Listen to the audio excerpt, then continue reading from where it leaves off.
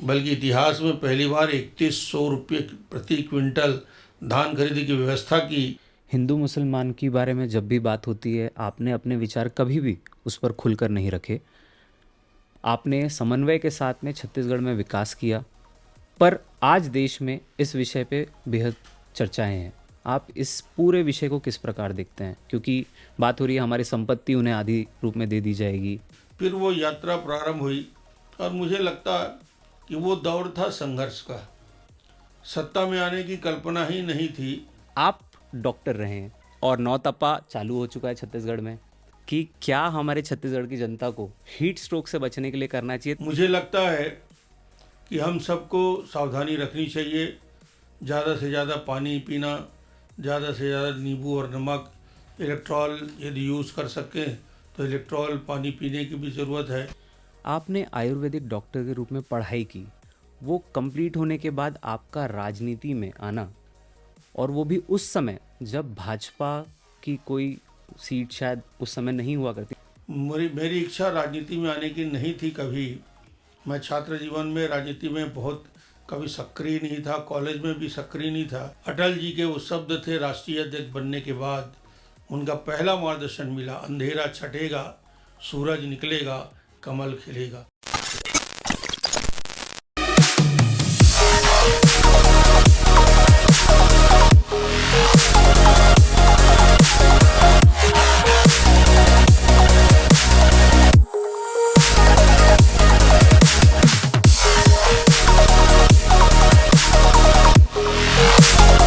तो चलिए शुरू करते हैं बातें सिद्धांत की। नमस्कार, जय श्री राम, जय जोहार। मैं सिद्धांत शर्मा आपका स्वागत करता हूं आपके फेवरेट चैनल पहुना संगोठ में। आज मेरे लिए एक फैन बॉय मूवमेंट है। 15 साल जिनके विकास कार्यों को देखकर, जिनके कार्यों को देखकर राजनीति में कई सारे युवाएं हैं, उन्हीं के साथ छत्तीसगढ़ का विकास मॉडल जिसने देश ने भी अपनाया, और उसके बाद इनके साथ बात करते करते मुझे हमेशा कैप्टन कूल की फीलिंग आती है, जो कि अपने छत्तीसगढ़ के कैप्टन कूल हैं। तो आइए हम स्वागत करते हैं हमारे अपने चाउर वाले बाबा डॉक्टर रमन सिंह जी का, और जानते हैं इनके अनुभवों से कि छत्तीसगढ़ के आने वाले भविष्य को वो किस प्रकार देखते हैं, उनके राजनीतिक रोड मैप के बारे में, और बातें करेंगे उनके इतिहास के बारे में, और जानने का प्रयास करेंगे उनके जीवन के सिद्धांत के।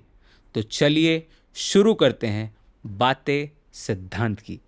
तो डॉक्टर साहब, स्वागत है आपका हमारे इस कार्यक्रम में बातें सिद्धांत की में, पहुना संगोठ में।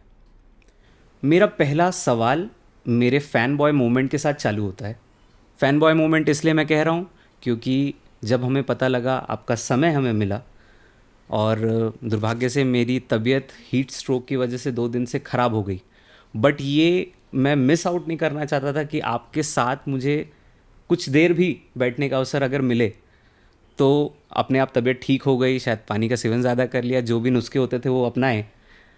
आप डॉक्टर रहे हैं और नौतपा चालू हो चुका है छत्तीसगढ़ में, तो मेरा पहला सवाल ही डॉक्टर के प्रारूप में आपके लिए था कि क्या हमारे छत्तीसगढ़ की जनता को हीट स्ट्रोक से बचने के लिए करना चाहिए, ताकि वो आपसे मिलने का कभी भी अनुभव लूज़ ना कर पाए। देखिए, ये इंटरव्यू की शुरुआत ऐसे मौसम में जिसको नौतपा कहते हैं, और पूरे छत्तीसगढ़ ही नहीं देश में जिस प्रकार नौतपा का असर दिख रहा है जी, और छत्तीसगढ़ में विशेष रूप से मैदानी इलाका प्रभावित है जी, मुझे लगता है कि हम सबको सावधानी रखनी चाहिए। ज़्यादा से ज़्यादा पानी पीना, ज़्यादा से ज़्यादा नींबू और नमक, इलेक्ट्रॉल यदि यूज़ कर सकें तो इलेक्ट्रॉल पानी पीने की भी ज़रूरत है। डिहाइड्रेशन से बचना चाहिए, जी, और घर से निकलें तो खाली पेट ना निकलें। जी, पेट यदि खाली रहेगा तो ये सनस्ट्रोक का सीधा असर पड़ता है, जी, और बॉडी के अंदर पानी की मात्रा पर्याप्त होनी चाहिए। जी, तो सिंपल पानी पिए, नमक पानी पिए, इलेक्ट्रॉल पिए, जी, कोई जूस पिए। जी, ये लेकर ही निकलें। जी जी इससे बचत का यही उपाय है और मुझे लगता है हम सभी को इसके लिए सावधानी रखनी चाहिए। जी आने वाले समय जी। निश्चित रूप से बच्चों के लिए खास तौर से बहुत कठिन होगा। आपने आयुर्वेदिक डॉक्टर के रूप में पढ़ाई की, वो कंप्लीट होने के बाद आपका राजनीति में आना, और वो भी उस समय जब भाजपा की कोई सीट शायद उस समय नहीं हुआ करती, जितना हमारी जानकारी में आपने संघर्षों के उस दौर में राजनीति में एंटर किया, ये सोच क्यों थी? आप किस तरीके से राजनीति में आए, क्या कारण था? मैं 75 से अपनी पढ़ाई पूरा करके रायपुर के कॉलेज से निकला जी और कवर्धा गया।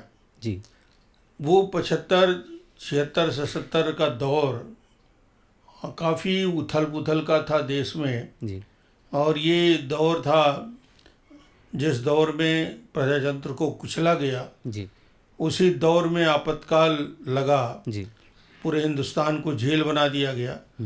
उस दौर में मेरी इच्छा राजनीति में आने की नहीं थी कभी।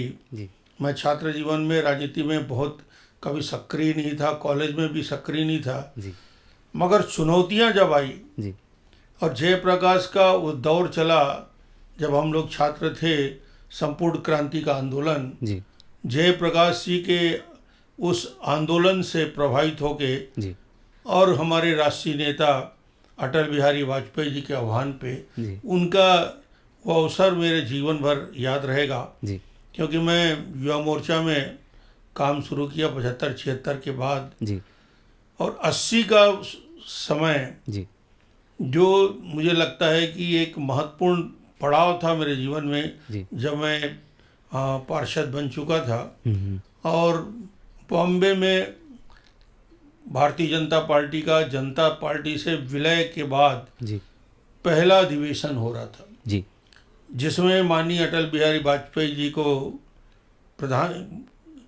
पार्टी का राष्ट्रीय अध्यक्ष चुना जाना था। जी जी जी जी और वो बॉम्बे का अधिवेशन, उस छागला की उपस्थिति, हजारों कार्यकर्ताओं की उपस्थिति, जी और हम लोग यहाँ से जीप से 12 लड़के जी उस सम्मेलन में उपस्थित शामिल होने के लिए गए। जी तो वो शब्द आज भी हम सबके कानों में गूंजता है। जी अटल जी के वो शब्द थे राष्ट्रीय अध्यक्ष बनने के बाद, जी उनका पहला मार्गदर्शन मिला, अंधेरा छटेगा, सूरज निकलेगा, कमल खिलेगा। वो आज भी गूंज रहा है, जी आज भी गूंजता है। और शायद मुझे लगता है कि हम लोगों ने 80 आते आते एक उस बदलाव को भी देखा जी और एक नए राजनीतिक दल के रूप में जनसंघ के बाद जनता पार्टी और फिर भारतीय जनता पार्टी जी के उदय, ये उस यात्रा को हम लोग गंवा रहे हैं। जी। संघर्षों के उस दौर में परिवार का साथ आपके साथ किस प्रकार था? क्योंकि राजनीति आज के परिदृश्य में भी परिवारजनों के लिए बहुत ही कठिनाइयों से भरा होता है। परिवार साथ नहीं दे पाते या उस संघर्ष के साथ चल नहीं पाते। उस समय आपके साथ कैसा रहा माहौल घर में? वो दौर बहुत सक्रिय राजनीति में नहीं, पार्षद बनना, जी और लगता भी नहीं था कि पार्षद बन गया हूँ या मंडल में अध्यक्ष बन गया हूँ जी तो कोई विधायक बन जाऊँगा, सांसद बन जाऊँगा, मंत्री बन जाऊँगा। मुख्यमंत्री की कल्पना ही नहीं थी। जी तो राजनीति में चुनौती के रूप में सामने आए जी और बाद में चुनौतियां आती गई, कार्यकर्ताओं का समूह बनता गया जी और धीरे धीरे ऐसा लगने लगा कि भारतीय जनता पार्टी के उस दौर में जब पहली बार कवर्धा से पार्षद बना, कमल निशान लेके जी भारतीय जनता पार्टी के प्रत्याशी की हैसियत से, जी फिर वो यात्रा प्रारंभ हुई। और मुझे लगता कि वो दौर था संघर्ष का। जी सत्ता में आने की कल्पना ही नहीं थी जी और सत्ता के लिए या विधायक बनने के लिए अन्य किसी कल्पना को लेकर नहीं आए थे। जी एक प्रजातंत्र को चुनौती थी, उस चुनौती को सामने रखकर संघर्ष के लिए हम लोग तैयार हुए। उसमें काफ़ी युवकों का समूह था। जी। एमएलए जो आपको पहली टिकट मिली, उसका कोई किस्सा जिसमें क्या क्योंकि आपको बहुत जल्द मिल गए थे। आप बता रहे हैं कि जैसे आपकी 75 में राजनीति की शुरुआत हुई, लगभग पढ़ाई ख़त्म हुई थी, तो तुरंत ही पहले आपको एमएलए का टिकट मिला। एमएलए की टिकट के पीछे महत्वपूर्ण विषय था, माननीय सुंदरलाल पटवा उस समय संयुक्त मध्य प्रदेश के अध्यक्ष थे जी और उन्होंने एक अद्भुत यात्रा निकाली थी, बस्तर से शुरू करके पैदल पैदल और कवर्धा होते हुए, चिल्फी घाटी होते हुए, मंडला होते हुए, फिर मध्य प्रदेश की यात्रा में। जी तो वो यात्रा की शुरुआत हुई, पहले वो यात्रा में कवर्धा नहीं था। जी तो मैंने पटवा जी से आग्रह किया कि अब यात्रा आप निकाल के जा रहे हैं जी तो कवर्धा से आपको निकलना चाहिए चिल्फी घाटी तक, और हम लोग साथ रहेंगे। जी अच्छा कार्यक्रम होगा। हम लोग नए लोग थे, जी हमारा उत्साह काफ़ी था। जी पटवा जी ने कहा कि शानदार कार्यक्रम करो, मैं आता हूँ। जी तो पटवा जी के उस यात्रा में जी लगातार पूरे कवर्धा जिले में, या उस समय तहसील था, जी। साथ रहने का अवसर मिला। जी उन्होंने भी पहचाना जाना, और पहले विधानसभा के टिकट मिलने में सबसे निर्णायक भूमिका उस समय सुंदरलाल पटवा जी की, और ख़ास तौर से लखीराम अग्रवाल उस समय अध्यक्ष थे। जी जी जी क्योंकि उस दौर की हम बात कर रहे हैं, उसके बाद जब लोकसभा के चुनाव हुए, मोतीलाल वोरा जी के सामने आप खड़े हुए।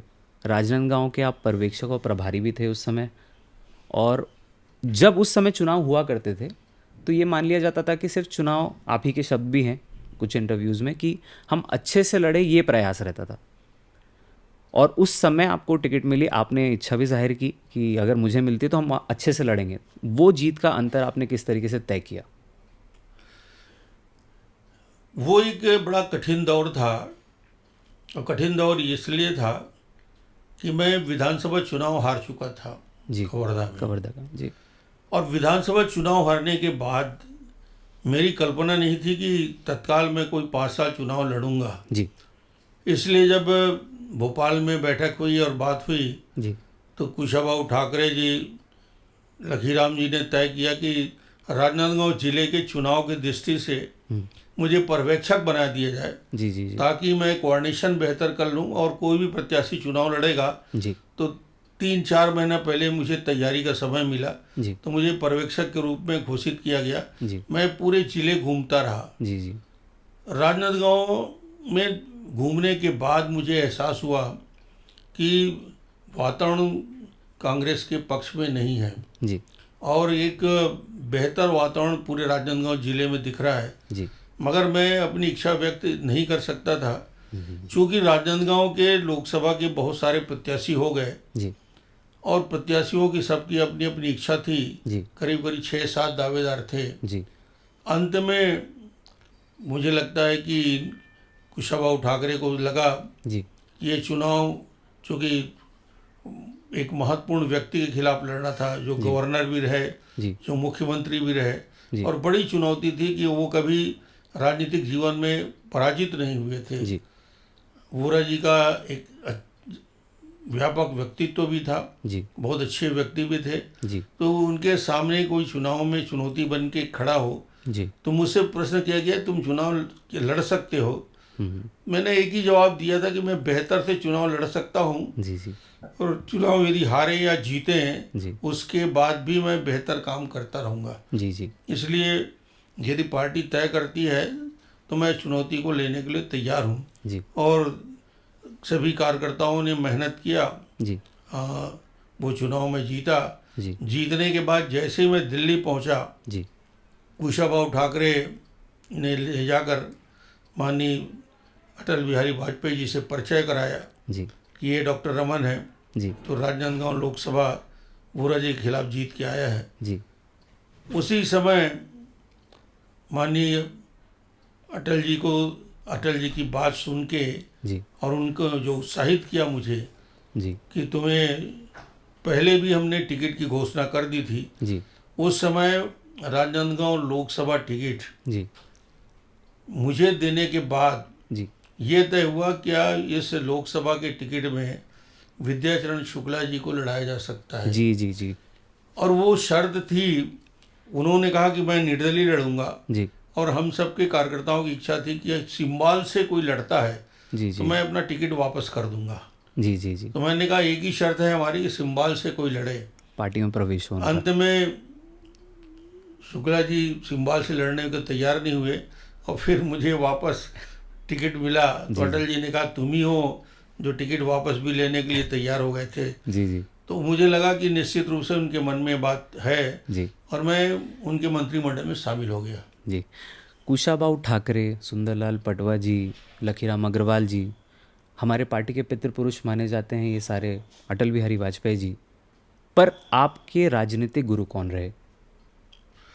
राजनीति में आने का लक्ष्य और तय भी करने का एकमात्र व्यक्ति को मैं श्रेय देता हूँ, वो अटल बिहारी वाजपेयी जी से प्रेरित होकर राजनीति में प्रवेश हम लोगों ने किया। आपकी सज्जनता के बारे में पूरा प्रदेश इस बारे में जानता है, और सज्जनता का आलम तो कुछ इस प्रकार भी रहा कि आप केंद्रीय मंत्री बने।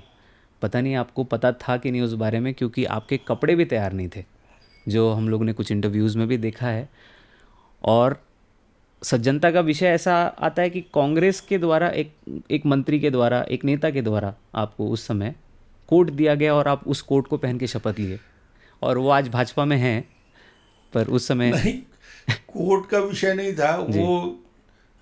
सदन में हम लोग सब रुके हुए थे जी अचानक रात को पीएमओ से खबर मिला जी कि कल शपथ ग्रहण है और शपथ ग्रहण में आना है जी और मंत्रिमंडल के रूप में आपको शपथ लेना है। जी परिवार के कोई सदस्य हो तो उनके लिए भी पास ले जाइए। जी मुझे तो पहले भरोसा नहीं हुआ जी और मैंने विश्वास भी नहीं किया। जी बाद में फिर वापस मैंने पीएमओ में जो उस समय के सचिव थे शक्ति सिंह, जी उसको वापस फ़ोन करके मैंने कहा तो मैं डॉक्टर रमन बोल रहा हूँ, मुझे ही फ़ोन किया गया था कि धोखे से आपको लग गया। बोले नहीं, आपको ही आना है जी और अभी तक क्या कर रहे हो, अभी तक आपको आके यहाँ से पास ले लेना था। जी जी जी तो वो समय था मेरे पास उस समय, चूँकि जीत के बाद सीधे दिल्ली पहुँचा था, जी तो मेरे पास शपथ के लायक कोई अच्छे कुर्ते नहीं थे। जी जी जी तो धर्मजीत सिंह उस समय विधायक हुआ करते थे, वो मेरी हाइट के ही थे। उसने कहा कि मेरे पास अभी मैं कुर्ता लेके आ रहा हूँ, यदि आपको फिट हो जाता है तो पहन के आप उसको शपथ ले सकते हो। जी तो कुर्ता पहन के मैंने शपथ लिया जी। और वो कुर्ता आज भी मेरे पास है। कवर्धा में अटल बिहारी वाजपेयी जी की एक ऐतिहासिक सभा हुई। उस सभा की तैयारी और दिशा एक रात पहले ही तय की गई। आज भी युवा मोर्चा को अगर बोल दिया जाए यहाँ पे कि कोई सभा करानी है तो बहुत ज़्यादा भीड़ शायद नहीं हो पाती उनसे व्यवस्था। उस समय जब फ़ोन भी नहीं हुआ करते थे, आपने रात भर में ऐसा क्या किया कि वो सभा ऐतिहासिक हो गई? वो दौर था युवा मोर्चा का, उत्साहित युवकों के साथ जी हम लोग संगठन को आगे बढ़ाने में लगे थे। जी अचानक जानकारी मिली कि अटल बिहारी वाजपेयी जी और आरिफ बेग, जी उस समय आरिफ बेग साहब भारतीय जनता पार्टी में शामिल होके जी अटल जी के साथ जबलपुर जा रहे थे यात्रा में। जी जी तो आरिफ बेग और अटल जी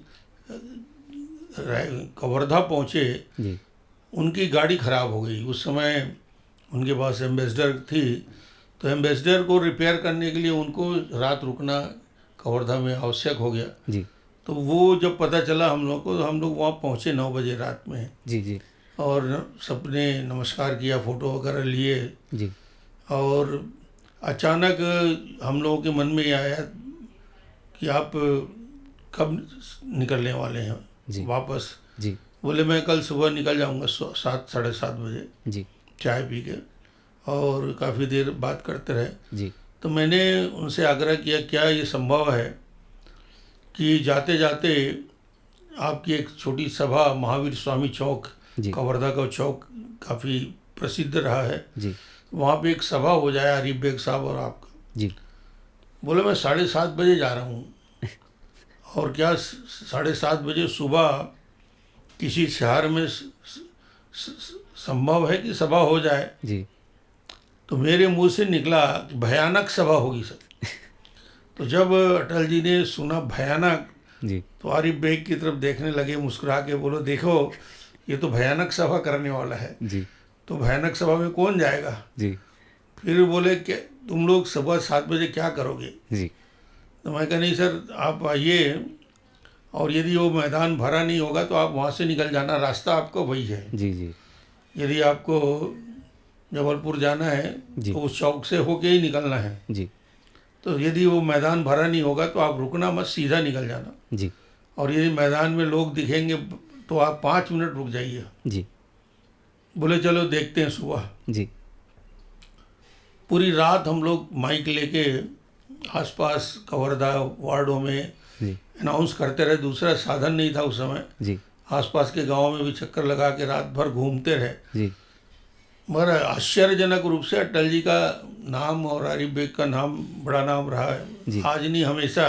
जी सुबह जब 8 सवा 8 बजे अटल जी तैयार होके निकले तो मैदान पूरी तरीके से भरा हुआ था। जी जी और 5 मिनट नहीं, जी जी करीब करीब 30-35 मिनट की सभा हुई।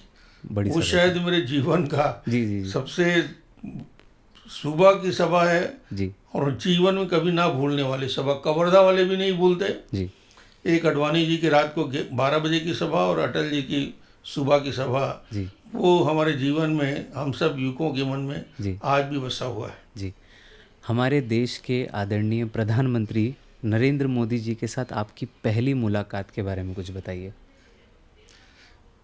मोदी जी से संपर्क, चूँकि मैं संगठन में काम करता रहा, मध्य प्रदेश संयुक्त जब था जी तो प्रदेश मंत्री की हैसियत से जी मध्य प्रदेश में काम करता था, ऑर्गेनाइजेशन में काम करता था। जी और उस समय कार्यालय जाने की, बीजेपी कार्यालय दिल्ली जाने का अवसर मिलता था। जी और ये उस समय संगठन मंत्री की हैसियत से जी जी काम करते थे। जी उसके बाद रायपुर के कार्यालय में भी उनके साथ कई बार मुलाकात हुई। जी यहाँ प्रभारी की हैसियत से भी मोदी जी ने छत्तीसगढ़ और संयुक्त मध्य प्रदेश के हिसाब से जी। काफ़ी काम किया, यात्राओं को भी देखा उन्होंने। जी तो वो लगातार संगठन मंत्री की हैसियत से जी और एक सामान्य प्रदेश मंत्री की हैसियत से मैं उनसे मिलता जी। रहा और उनका मार्गदर्शन मिलता रहा।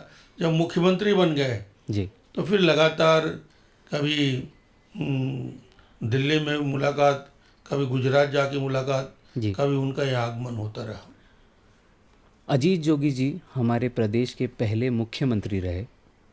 उनके दौर को लोग इमरजेंसी के दौर के तौर पे भी याद रखते हैं छत्तीसगढ़ में, क्योंकि इतने ज़्यादा भयावह स्थिति रहती थी। झगड़े होते थे, लड़ाई होते थे, मर्डर हो जाते थे, मतलब प्रशासनिक कार्रवाइयों पे बहुत ढील थी। और उस दौर में आपको सरकार लाने की जिम्मेदारी राष्ट्रीय स्तर से मिली प्रदेश अध्यक्ष के तौर पे। कैसा रहा वो संघर्ष का? क्योंकि अभी अभी सभी लोगों ने संघर्ष वापस किया, भूपेश की सरकार को पलटा, पर अजीत जोगी जी इनसे भी अलग स्थिति के मुख्यमंत्री माने जाते थे। आपने उस दौर में सरकार ली, वो एक कैसा निर्णय था, जी संगठन ने लिया निर्णय। जी मैं केंद्र में मंत्री की हैसियत से, जी कॉमर्स मिनिस्टर की हैसियत से, राज्य मंत्री का दर्जा था मुझे, जी मैं काम कर रहा था। जी अचानक वेंकट नायडू जी और अडवाणी जी के निवास में जी मुझे खबर मिला कि वहाँ बुलाया गया है। जी मुझे समझ में नहीं आया कि क्यों बुलाया गया है। जी मैं पहुँचा तो सारे वरिष्ठ नेता बैठे थे, जी अडवाणी जी भी थे, नायडू जी भी थे। जी तो मैं बैठा, तो एक पहला प्रश्न बैठते ही उन्होंने कहा, जी तुमको कुछ नई जवाबदारी देना चाहते हैं, जी क्या मानसिक रूप से तुम तैयार हो? जी मैं समझ नहीं पाया, मैं कहा क्या जवाबदारी देना चाहते हैं? जी तो बोले छत्तीसगढ़ में जी प्रदेश अध्यक्ष की हैसियत से जी हाँ तुम्हारे बारे में चर्चा हो रही है, जी यदि तुम्हारी सहमति होगी तो तुमको केंद्रीय मंत्रिमंडल से इस्तीफा देना पड़ेगा। जी अब मेरे लिए बिल्कुल अचानक ये प्रश्न था जी जिसके लिए मैं तैयार होके नहीं गया था। जी मगर मैं बैठा और एक गिलास पानी पीने के बाद जी मैंने कहा देर नहीं करना है। मैंने वही कहा जी कि जिलाध्यक्ष क्या आप मुझे, प्रदेश अध्यक्ष क्या जिलाध्यक्ष बना के भी भेजेंगे तो मैं काम करने के तैयार हूँ। मैं संगठन का व्यक्ति हूँ जी और मैं आज रिज़ाइन, आपको अभी यहाँ से जाने के पहले आपको मंत्रिमंडल से इस्तीफा देकर जाता हूँ। जी और वो जवाबदारी मिली, छत्तीसगढ़ आया। निश्चित रूप से उस समय जो भय और आतंक का वातावरण था, जी उससे बड़ी बात खरीद फरोश की राजनीति जी की पराकाष्ठा हो गई थी। जी विधायक खरीदे जा रहे थे, जी विधायकों के ऊपर दबाव था, जी हत्याओं का दौर चल रहा था, राजनीतिक हत्याओं का, जी उस दौर में कार्यकर्ताओं को इकट्ठा करना, जी सबको साथ लेके चलना, जी 3-3 यात्राएं एक साथ चालू करना, जी तो निश्चित रूप से वो एक चुनौती भरा दौर था। जी और मुझे लगता है कि वो दौर कांग्रेस का अजीत जोगी के नेतृत्व में जिस प्रकार की गतिविधियां हो रही थी, जी उसकी वजह से कांग्रेस 15 साल के लिए पिछड़ गई। जी मैंने आपके मुख्यमंत्री काल के कई महत्वपूर्ण फैसलों की ओर ध्यान दिया, उन्हें पढ़ा, उन्हें समझने का प्रयास किया। पर आज जब आपसे सीधी बात मैं कर पा रहा हूँ तो मैं आपसे जानना चाहूँगा कि आपके अनुसार सबसे महत्वपूर्ण फैसले आपके कौन से थे?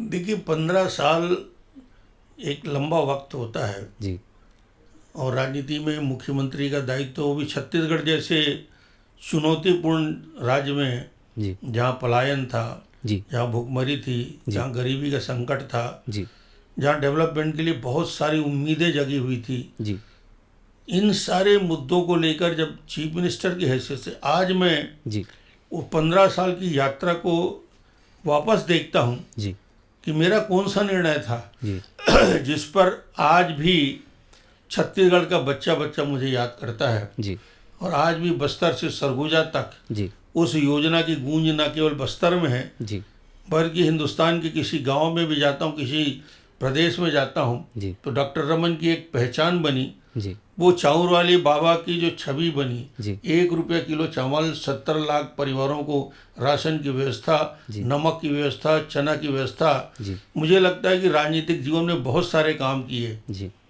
मगर गरीबों के 2 टाइम के भोजन की व्यवस्था जी और किसी गरीब के बच्चा घर में भूखा ना सोए, उसके लिए स्थायी व्यवस्था जो हुआ है, जी मुझे लगता है मेरे पूरे राजनीतिक जीवन का सबसे महत्वपूर्ण वो निर्णय था, जी। जिस पे आज भी मैं कहता हूँ जी। कि ऐसा अवसर मुझे मिला, जी। जिसके लिए मैं छत्तीसगढ़ की जनता को ही धन्यवाद दूंगा। और फिर उस पूरे सिस्टम को देश ने भी अपनाया। इस पूरे सिस्टम को, पीडीएस को सुप्रीम कोर्ट ने भी उसकी तारीफ की। जी हिंदुस्तान के अन्य राज्यों ने जैसे हमने योजना बनाई थी वैसी योजना जी। उसको स्वीकार किया।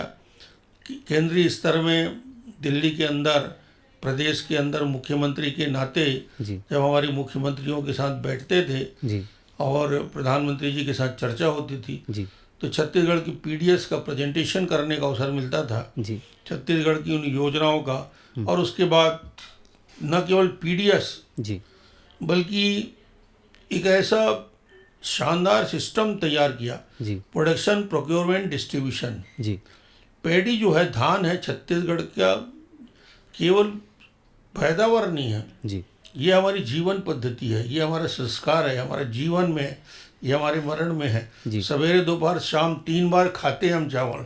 वो राइस जो है जी हमारे रग रग में बसा हुआ है, जी और उस राइस के साथ, चावल के साथ छत्तीसगढ़ की जनता को जोड़ने का जब प्रयास हुआ, जी तो उसमें सबसे बड़ा सिस्टम हमने तैयार किया जी कि प्रोक्योरमेंट का सिस्टम। जी जब तक आप धान खरीद ही नहीं करोगे जी तो किसान आर्थिक रूप से खड़ा कैसे होगा।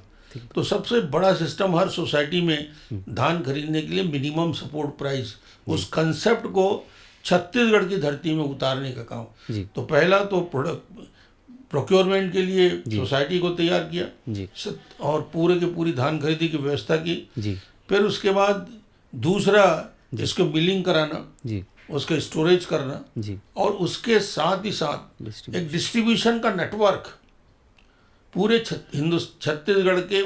मैंने एक लक्ष्य बना के चला था जी कि पीडीएस सिस्टम को कहा जाता है कि हिंदुस्तान का सबसे करप्ट सिस्टम है, जी जहाँ 60% लीकेजेस होते थे। जी मैंने कहा नहीं, 0 लीकेजेस तक ले जाना है, जी और वो चुनौती को हर दुकान में राशन मिले, जी 7 तारीख को राशन मिले, जी चावल तिहार मनाना है। जी कलेक्टर की सीधी जवाबदारी होगी, चावल यदि डिस्ट्रीब्यूशन में नहीं जा रहा है जी तो कलेक्टर रिस्पांसिबल होगा उसके लिए। जी। इस प्रकार की नेटवर्किंग तैयार किया। तो प्रोक्योरमेंट, प्रोडक्शन और डिस्ट्रीब्यूशन, जी ये तीनों नेटवर्क जब छत्तीसगढ़ में बना, जी। अब ये हिंदुस्तान का कोई भी राजनीतिक दल यहाँ पे आएगा, जी। इसको तोड़ नहीं सकता जी। और गरीबों के हक को मार नहीं सकता। जी। ये एक बड़ा काम छत्तीसगढ़ के आधारभूत अधोसंरचना में सड़क पुलिया स्कूल तो बना, जी मगर जहाँ IMR जी शिशु मृत्यु दर, मातृ मृत्यु दर MMR, जी जहाँ कुपोषण, जी मॉल न्यूट्रिशन, जी उसके लिए यदि लॉन्ग टर्म स्ट्रेटजी की बात होती थी, बड़े बड़े दिल्ली के सम्मेलनों में चर्चा होती थी, तो हमने उसको सिंपल किया, नमक देना शुरू कर दिया। जी नमक उनके जीवन के सबसे कीमती चीज़ है जी और नमक के बदले वो वनोपज बदलते थे। जी फ्री नमक, प्रोटीन के लिए चना जी और चावल की व्यवस्था, जी ये तीनों काम निश्चित रूप से एक बड़ा सिस्टम छत्तीसगढ़ जी। में बना है, जो आज विष्णुदेव साय उसको आगे बढ़ा रहे हैं। जी। संगठन के आप यसमैन रहे हैं। संगठन में आपकी पकड़ इतनी मजबूत मानी जाती है कि इस बार के प्रत्याशी वितरण में भी आपकी बड़ी अहम भूमिका रही। 15 साल के मुख्यमंत्री रहे, 5 साल आप विपक्ष में भी बड़े नेता के रूप में रहे। फिर इस बार संगठन में आपको नई जिम्मेदारी देते हुए विधानसभा अध्यक्ष के तौर पर चुना, मुख्यमंत्री नहीं। आप इस फैसले को कैसे देखते हैं? देखिए, जी। ये प्रश्न बार बार पूछा जाता है जी कि लोगों को लगता था कि 15 साल का अनुभव, मुख्यमंत्री, जी केंद्र में मंत्री, प्रदेश अध्यक्ष का दायित्व, जी शायद मुख्यमंत्री का दायित्व मिले। मगर मुझे लगता है जी कि जब मैं दिल्ली गया और दिल्ली में केंद्र में मंत्री बना, जी तो मेरी कल्पना नहीं थी कि मैं प्रदेश अध्यक्ष बनूंगा। जी और जब मैं प्रदेश अध्यक्ष बना तो मेरी कल्पना नहीं थी जी कि मुझे मुख्यमंत्री बना दिया जाएगा, मेरे से बहुत सीनियर लोग के रहते। जी फिर 1 बार, 2 बार, 3 बार मुख्यमंत्री बनाया गया।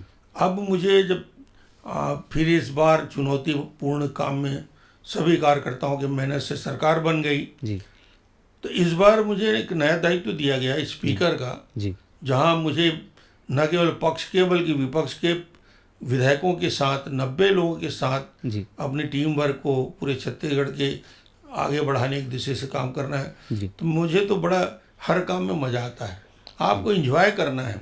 आपने सबसे लंबा 30 दिन का असेंबली भी इस बार चलाया और सभी नए जो विधायक बने उन्हें बहुत कुछ सीखने के लिए मिला, हमें भी बहुत कुछ सीखने मिला कि किस तरीके से सिस्टम रन करता है। इसी के साथ मैं अभी 2 विषयों पे चर्चा करूँगा, 2 दिनों पे चर्चा करूँगा, एक मुख्यमंत्री रहते और एक विपक्ष में रहते हुए। मुख्यमंत्री रहते हुए आप उस दिन को बड़ा दुर्भाग्यपूर्ण मानते हैं कि झीरम कांड जो हुआ, उस दिन क्या आपके मन में, मतलब क्या था पूरे दिन का माहौल, कैसा गया वो दिन? और दूसरा, विपक्ष में रहते हुए आपके विधायकी क्षेत्र पूर्व में कवर्धा, वहाँ जो दंगा हुआ उसे आप किस तरीके से देखते हैं? मेरा ख्याल है 30 तारीख आज का ही दिन है। जी मैं यात्रा में था और मैं यहाँ से रायपुर से निकल के जी विकास यात्रा में निकला हुआ था। जी आरंग के रास्ते में जा रहा था जी और वहीं जानकारी मिली मुझे जी कि कांग्रेस के दल के ऊपर आक्रमण हुआ है, नक्सलियों ने आक्रमण किया है। जी वहीं गाड़ी रोक के मैंने सबसे पहला काम किया वहाँ के कलेक्टर से जी कि जो इमीडिएट मदद क्या मिल सकता है, जी सीधा हेलीकॉप्टर से किसको किसको शिफ्ट किया जा सकता है, जी फोर्स कितना तेज़ी के साथ वहाँ पहुँच सकता है, इन बारों बात किया। जी और मुझे लगता है जी कि वो घटना जी खास तौर से छत्तीसगढ़ के एक लंबे राजनीतिक इतिहास में जी सबसे कठिन दिन था, जी चुनौतीपूर्ण दिन था जी और कायरता की पराकाष्ठा थी जी कि निहत्थे लोगों के ऊपर गोली चला। जी और आज मैं कह सकता हूँ कि नक्सलियों को आज जिस प्रकार बैकफुट में आ रहे हैं, जी तो झीरम की घटना और झीरम की घटना के बाद जो परिस्थितियाँ बदली प्रदेश में, जी उसका प्रभाव है कि लोगों को नक्सलियों के बारे में और यथार्थ ज़्यादा से ज़्यादा जानकारी मिली है। जी। और कवर्धा में जो दंगे हुए उसे किस तरीके से देखते हैं? कवर्धा नाम ही कबीर धाम है, जी संत कबीर के नाम से कवर्धा को जानते हैं। जी ये कल्पात्री जी महाराज की धरती है, जी ये शंकराचार्यों की प्रिय धरती है। जी बड़े अहिंसक, बड़े शांतिपूर्ण, और कर्फ्यू की बात ही छोड़िए, कवर्धा में लगने की कल्पना। जी कभी 144 भी लगता था तो लोग देखने आते थे 144 लगा है गांव में, जी तो ये भी नहीं मालूम था कि 144 क्या होता है। जी उस शहर में अंदर जिस प्रकार की घटनाएं हुई, जी जिस प्रकार भगवा ध्वज को कुचला गया, जी जिस प्रकार सांप्रदायिकता की बातें 5 साल तक आगे बढ़ती रही, जी तो जबरदस्त आक्रोश था छत्तीसगढ़ की कवर्धा के लोगों में। जी और मुझे लगता है कि उसकी पराकाष्ठा थी कि बड़ा आंदोलन भी हुआ, जी गोली चलने की स्थिति भी आई, कर्फ्यू भी लग गया। जी तो ये कवर्धा के तासीर में नहीं था, जी। इसलिए लोगों ने चुनाव में उसकी प्रतिक्रिया भी दिखाई। आपका मुख्यमंत्री काल सरगुजा के लिए नक्सलवाद मुक्त काल भी रहा। आप बड़ा चेहरा बने नक्सलवाद को मुक्त करने के लिए, सरगुजा को उससे मुक्त करने के लिए। अब बस्तर की मुहिम जारी है। कह रहे हैं, अमित शाह जी भी बोलते हैं, विजय भैया भी बोलते हैं कि 2 साल के अंदर, 2 से 3 साल के अंदर बस्तर को नक्सलवाद मुक्त किया जाएगा। आप इस पूरे विचार को किस तरीके से देखते हैं? बिल्कुल अमित शाह के बातों से मैं 100% सहमत हूँ। जी डबल इंजन की सरकार जी और उसकी ताकत जी और एक इच्छा शक्ति है। जी यदि दिल्ली के अंदर भी इच्छा शक्ति है और राज्य में वही सरकार है, जी तो ये दोनों मिलके जी भारतीय जनता पार्टी की छत्तीसगढ़ में जी विष्णुदेव साई की सरकार, जी दिल्ली में मोदी जी हैं, जी ये एक बेहतर कार्य योजना के साथ काम चल रहा है। जी और मैं उम्मीद करता हूँ कि जो आधार बना जी नक्सली उन्मूलन के लिए, जो कार्य योजना बनी थी, जी अब उसकी अंतिम परिणति का वक्त आ गया है। जी और आने वाले 1-2 समय में जी निश्चित रूप से जैसे सरगुजा शांति से चल रहा है, जी नक्सल उन्मूलन हुआ, जी बस्तर भी, और बस्तर के साथ साथ आसपास के क्षेत्रों में भी शांति होगी जी और विकास की धारा जो चल रही है जी। वो आगे बढ़ेगी। जी। आने वाले समय में आपका राजनीतिक रोड मैप क्या है? इसके आगे क्या? अभी तो प्रदेश का विधानसभा के स्पीकर की हैसियत से जो जवाबदारी दी है 4 साल, मैं इस जवाबदारी का निर्वहन करता रहूँगा। जी और आगे क्या संगठन का क्या निर्देश होगा, जी मैंने राजनीतिक जीवन की ABCD से शुरुआत, जो पार्टी का निर्देश हुआ उसका क्रियान्वयन करता रहा। जी आगे जैसा दिशा निर्देश होगा जी माननीय राष्ट्रीय अध्यक्ष जी का, माननीय प्रधानमंत्री जी का, जी वो दिशा में पार्टी को आगे बढ़ाने के लिए काम करता रहूँगा। आपके मुख्यमंत्री रहते 2 साल का जो बोनस बकाया था, आपकी दिली इच्छा थी कि वो उस समय ही किसानों को मिल जाए, पर वो इस सरकार 5 साल के अवरोध के बाद इस बार तुरंत ही 100 दिनों के अंदर प्राप्त हुआ। आपकी पहली प्रतिक्रिया उसमें क्या थी? 2 साल का वादा भारतीय जनता पार्टी ने किसानों को किया था, जी और पिछले बार हम जो जिस प्रकार पीछे रह गए थे उसके पीछे भी कारण था जी कि लोगों का विश्वास कम हुआ था पार्टी से। जी और इस बार उस विश्वास को हमने फिर से दोहराया है जी और कहा है कि वो 2 साल का पिछली बार जो बोनस नहीं दिए थे उसके लिए जनता ने जो भी फैसला किया उसको हम मंजूर करते हैं। जी मगर इस बार हमने न केवल 2 साल का बोनस दिया, जी बल्कि इतिहास में पहली बार 3100 रुपये प्रति क्विंटल धान खरीदी की व्यवस्था की। जी उनके लिए 21 क्विंटल प्रति एकड़ धान खरीदी की व्यवस्था की। जी तो ये एक अभूतपूर्व समय है छत्तीसगढ़ में। जी भारतीय जनता पार्टी के किसानों के हित में इतिहास का सबसे महत्वपूर्ण काम यदि हुआ है जी। तो आज भारतीय जनता पार्टी के नेतृत्व में माननीय मोदी जी के आशीर्वाद से हुआ है। कैप्टन कूल ऑफ छत्तीसगढ़, चाउर वाले बाबा, इसके साथ साथ एक और विशिष्ट आपके बारे में जो बोला जाता है कि आप एक राजनीतिक गुरु के रूप में भी बहुत अच्छे हैं। आपको जन जन की पहचान है, रिजल्ट्स के बारे में आपको मालूम रहता है। अभी अभी लोकसभा का चुनाव हुआ, क्या रिजल्ट उम्मीद कर रहे हैं? लोकसभा चुनाव के बारे में जिस प्रकार पूरे देश से समाचार मिल रहे हैं, जिस प्रकार की खबरें आ रही हैं जी और अलग अलग राष्ट्रीय नेताओं से जिस प्रकार चर्चा बातचीत हो रही है, जी जनता का रुझान और मन तीसरी बार फिर पूर्ण बहुमत के साथ माननीय मोदी जी को प्रधानमंत्री बनाने के लिए तय कर चुके हैं। जी और 400 पार नारा नहीं, 4 तारीख को यथार्थ होने वाला है। जी। इंडी गठबंधन को आप किस प्रकार देखते हैं? और अपने और उनके मैनिफेस्टो को किस प्रकार देखते हैं? वो गठबंधन सिर्फ और सिर्फ जी भारतीय जनता पार्टी के सत्ता से, मोदी जी के भय की वजह से जी इस प्रकार का गठबंधन हुआ है, जी जहाँ कम्युनिस्ट भी है, समाजवादी भी है, जी जहाँ पे अलग अलग राजनीतिक कांग्रेस के लोग भी हैं। जी इनका कभी तालमेल आज तक राजनीतिक दृष्टि से इतिहास में जी हुआ भी नहीं है। तो ये अस्थायी रूप से इनका गठबंधन है जी और जनता इनको पहले भी उत्तर प्रदेश, बिहार में और हिंदुस्तान में जी लगातार रिजेक्ट करते आ रही है। जी इस बार की भी लोकसभा में पूरे देश में इनको रिजेक्ट करने वाले हैं। जी। हिंदू मुसलमान की बारे में जब भी बात होती है, आपने अपने विचार कभी भी उस पर खुलकर नहीं रखे।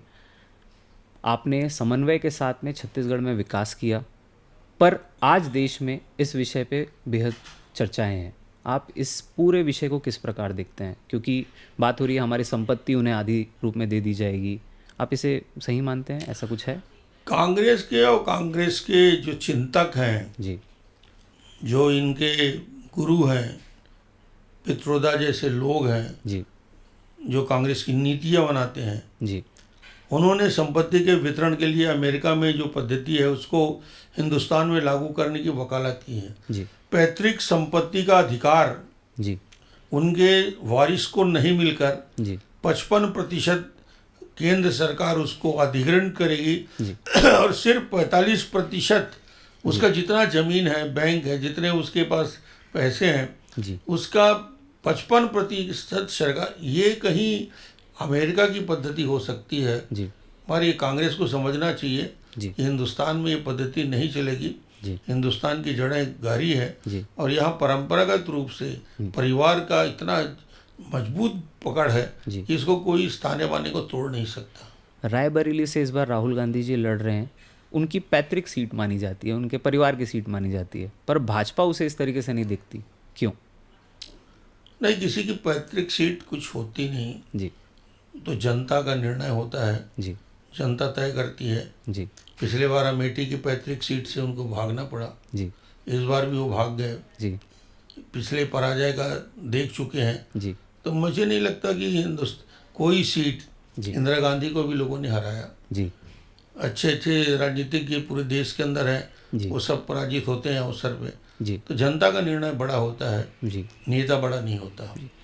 नरेंद्र मोदी जी के 10 साल के कार्यकाल को आप किस प्रकार देखते हैं, और आने वाले 5 सालों में आप क्या उम्मीदें लगाते हैं, कि क्या उम्मीद सोचते हैं कि ये होना चाहिए? नहीं, मोदी जी का कार्यकाल इस देश को गौरवान्वित करने वाला कार्यकाल रहा, जी हिंदुस्तान के अंदर आत्मविश्वास पैदा करने वाला रहा, जी दुनिया की 5वीं अर्थव्यवस्था बनाने की ताकत दिखाने वाला है, जी और भविष्य में दुनिया की 3री अर्थव्यवस्था बनने की हिम्मत रखता है वो देश। जी वो ताकत दिखाने का काम मोदी जी ने किया। 80 करोड़ लोगों को चावल की व्यवस्था करने वाला सरकार के निर्णय, जी 12 करोड़ लोगों के लिए शौचालय का निर्माण, 10 करोड़ के लिए उनके लिए गैस के चूल्हे देने के, 4 करोड़ आवास बनाने वाले, जी 50 करोड़ लोगों के जनधन खाते खोलने वाले, जी देश के अंदर एक फैसला लेकर, जी नीतिगत फैसला लेकर, जी डायरेक्ट बेनिफिट ट्रांसफ़र, जी ये कंसेप्ट यूएसए में या यूरोप में कभी क्रियान्वित हुआ होगा, जी। और उतना सफलता से नहीं हुआ जी। जितना डायरेक्ट बेनिफिट ट्रांसफर। पैसे का पूरा हिस्सा जी हितग्राहियों तक ट्रांसफर हो, जी। इस नीति का 100% क्रियान्वयन करने की ताकत रखने वाला कोई मुख्यमंत्री, प्रधानमंत्री है, जी वो नरेंद्र मोदी, जिन्होंने 10 साल एक दिन छुट्टी नहीं ली, जी जिन्होंने ईमानदारी की पराकाष्ठा दिखाते हुए 10 साल में एक भ्रष्टाचार के आरोप नहीं लगा पाए विपक्ष ने, जी। ऐसा प्रधानमंत्री देश को, दुनिया को कहाँ मिलेगा। पार्टी में विस्तार के लिए पितृपुरुषों को माना जाता है, बट पार्टी में आपकी भी बहुत बड़ी भूमिका रही छत्तीसगढ़ में विस्तार की। आप इस पूरी भूमिका को कैसे देखते हैं? मेरी भूमिका एक सामान्य कार्यकर्ता की हैसियत से थी, जी और आज भी मैं सामान्य भारतीय जनता पार्टी का एक कार्यकर्ता की हैसियत से काम करता रहूँगा। मैं कहीं उस ओहदे के लायक अपने आप को नहीं महसूस करता जी जो संबोधन आप करना चाह रहे थे। मैं एक भारतीय जनता पार्टी का सामान्य कार्यकर्ता हूँ और रहूँगा।